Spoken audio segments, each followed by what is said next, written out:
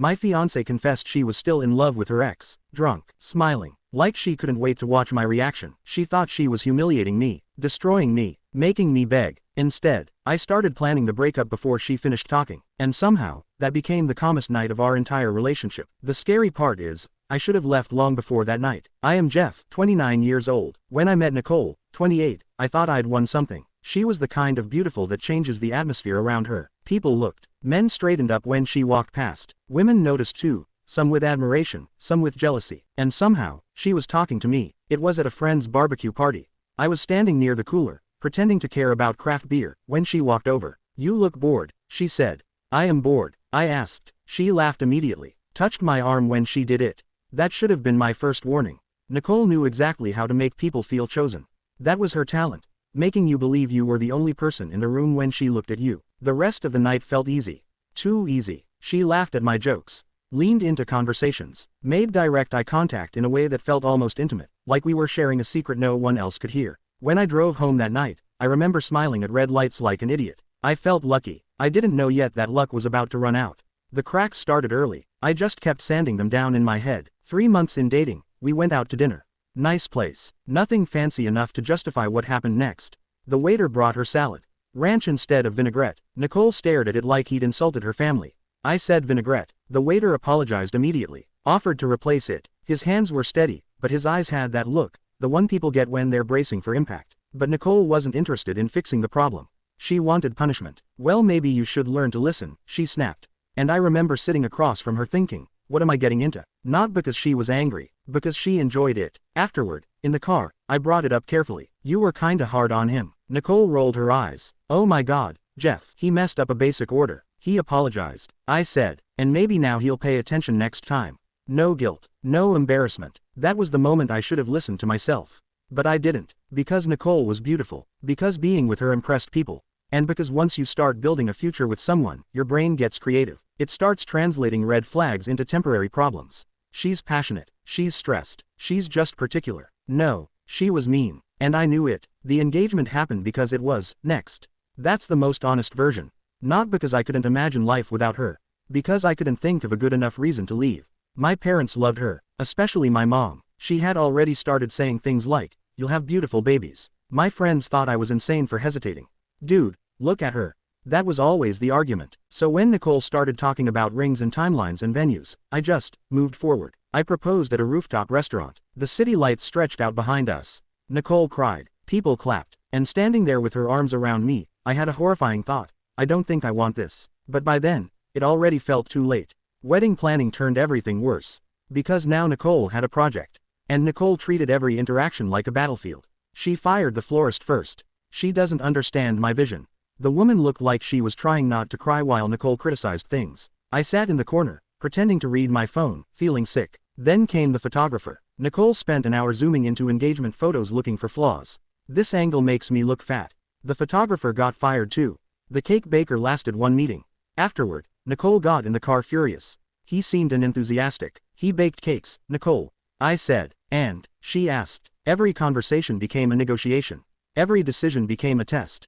Table settings, music, invitations. Nothing was simple. Nicole didn't discuss things. And slowly, without fully noticing, I stopped having opinions. Not because I agreed with her. Because disagreement had become exhausting. It was easier to nod. Easier to say, "Whatever you want." That became my role in my own engagement. Compliance. And the scariest part, I think a small part of me already knew I was trapped. I just didn't know yet that Nicole herself was going to hand me the exit. It happened on a random Saturday.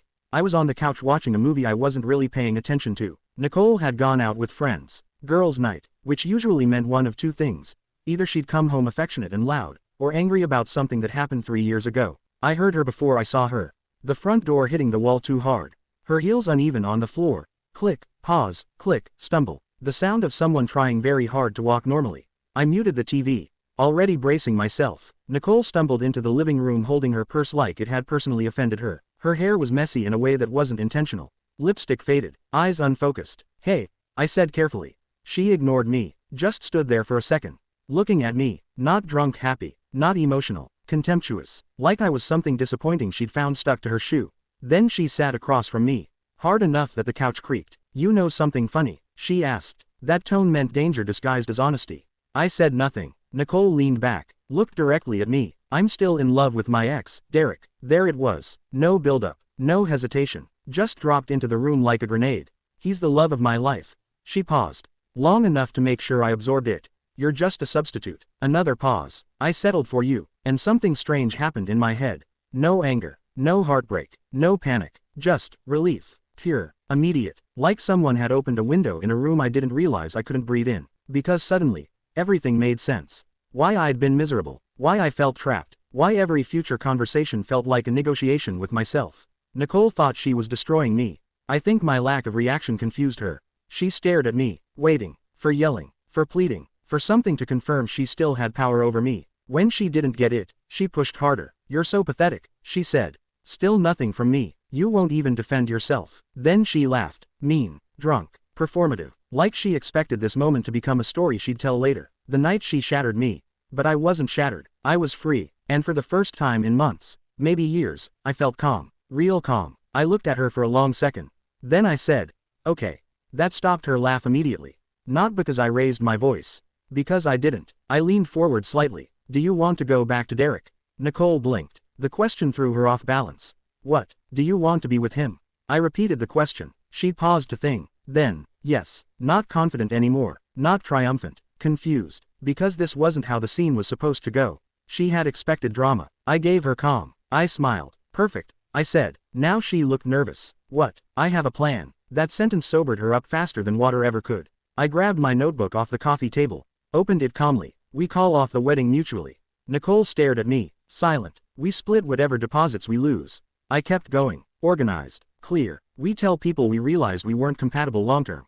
She was fully listening now. No sarcasm left. No cheating story. I continued. No screaming breakup. We keep it clean. Nicole looked at me like she'd never seen me before.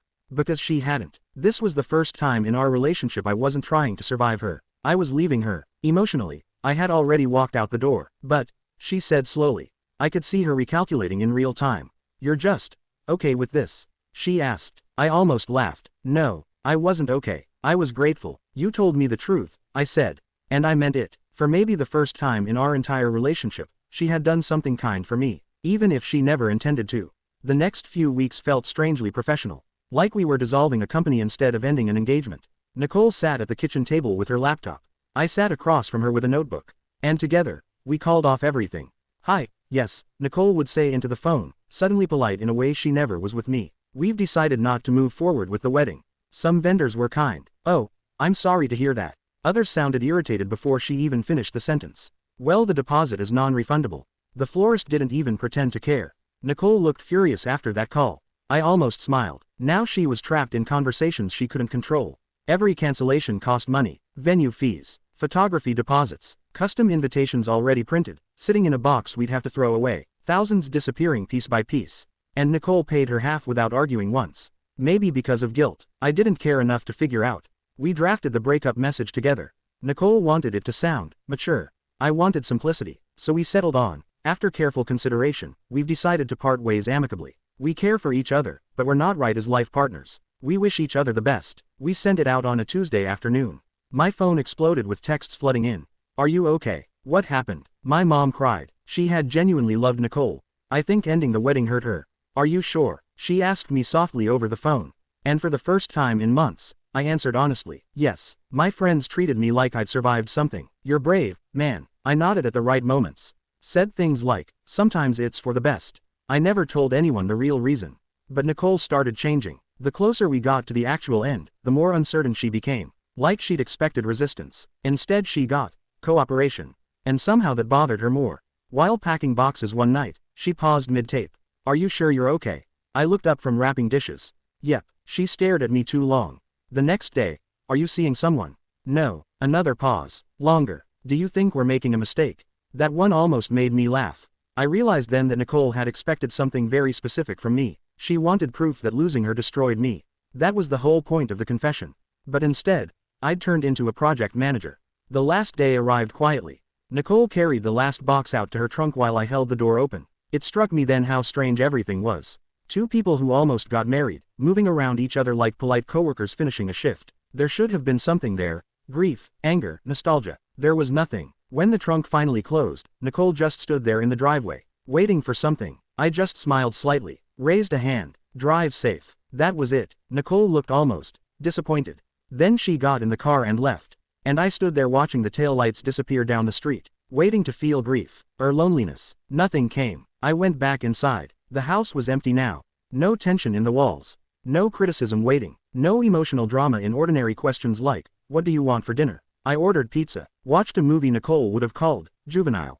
And somewhere around midnight, sitting alone on my couch, I realized something. That was the best night I'd had in months. A month later, Nicole got back together with her ex Derek. Mutual friends delivered the updates like they were handing me explosives. Carefully, waiting for a reaction. Hey man, just thought you should know. I always gave the same answer. Okay, and I meant it. The photos started showing up online a week later. Fancy restaurants, weekend trips, matching outfits that looked accidentally coordinated in the very intentional way couples do online. Nicole smiling too hard, maybe because she wanted everyone to believe something. Derek looking vaguely bored. The captions were exhausting. Sometimes life gives you second chances. Real love always finds its way back. That kind of thing. I looked at the photos exactly once, waiting to feel jealousy. Nothing came. 3 weeks later, their relationship collapsed. Apparently Derek had been seeing someone else the entire time.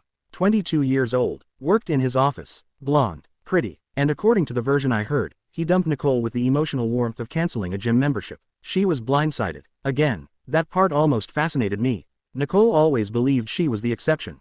The woman people changed for. The woman who finally won. But Derek had never actually chosen her. I heard she'd been crying at work, calling in sick, posting vague betrayal quotes online like, sometimes the people you trust most hurt you deepest. The irony was almost funny. Then one night, around midnight, my phone rang. It was Nicole. I almost didn't answer, but curiosity is powerful, so I picked up. She started crying immediately. I made a mistake, she said. No hello, no build-up. I miss you. I leaned back against the couch. Can we talk about us? She asked. I let a few seconds pass. I genuinely didn't know what to say at first. Then finally, there is no us. Silence. Heavy breathing on the other end. You made that clear. She said. I'm sorry you're hurting, Nicole. I think you should try therapy. The silence after that was different. For the first time, I wasn't responding to her emotionally. I was responding realistically. She started crying harder, trying to pull the conversation somewhere emotional. After a minute, I said goodbye. Then hung up. The apartment went quiet again. I looked down at my phone.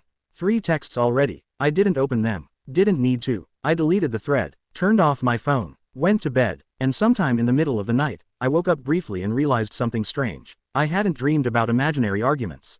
I lay there in the dark for a moment, staring at the ceiling, and I finally understood the funniest part of all this. I thought I needed courage to leave Nicole. Turns out, I just needed her to tell me the truth. I was already ready to escape. I just needed her to hand me the key.